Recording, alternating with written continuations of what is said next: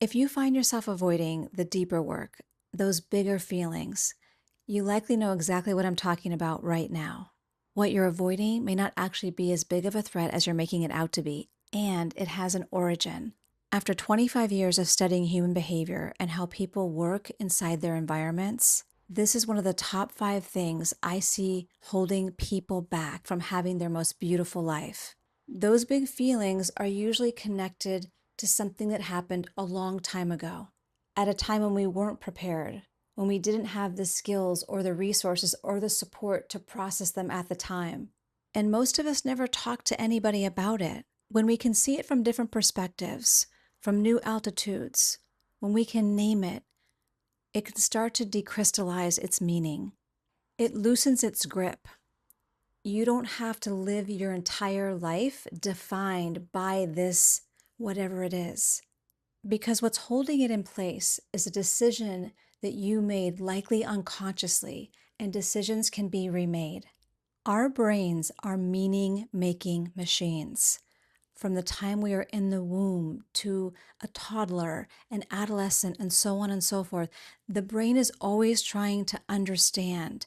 And a lot of what's happening as we are developing is it's making conclusions, it's making decisions about what things mean. And so much of it is actually emotional and relational, because what we think it means is usually connected to the environment that we're in and the adults that were really in charge. And all that meaning created over time creates your personal reality, the lenses you look through. All of it was made unconsciously. And your personal reality is what you believe is your personality. That's just how I am. But what I'm offering you is that's not true. That was created mostly unconsciously, and it can be remade. The big feelings are likely connected to something that we didn't believe we could handle at the time. And now we're still holding that decision. A teacher and doctor that I refer to often is Dr. Gabor Mate. And one of the things that he has shared is that the first trauma is that we never had anyone to talk to about whatever it was that happened. And that has been being passed on for centuries. Even as kids, we hear, shh, don't cry, when emoting is one of the most natural parts of being in a human life. We are intended to have feelings. We are intended to emote. And we're living in a society that has oppressed this very natural part of being a human being. People often know they need help, but mental health even has a stigma, and it's genuinely hard to find a therapist. So all of that can keep us from healing, from recognizing that we actually do have a lot of inner resources. And this is the piece that I really want to impart.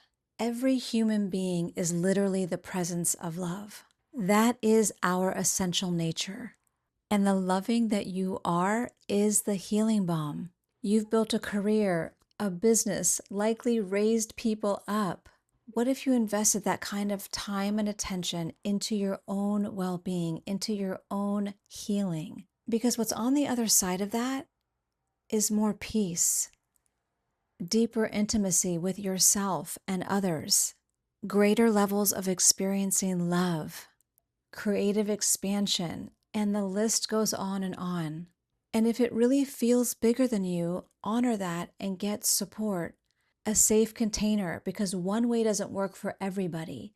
What I'm offering you is that often it has been made bigger through unconscious memory, and it's not intended to hold your life hostage.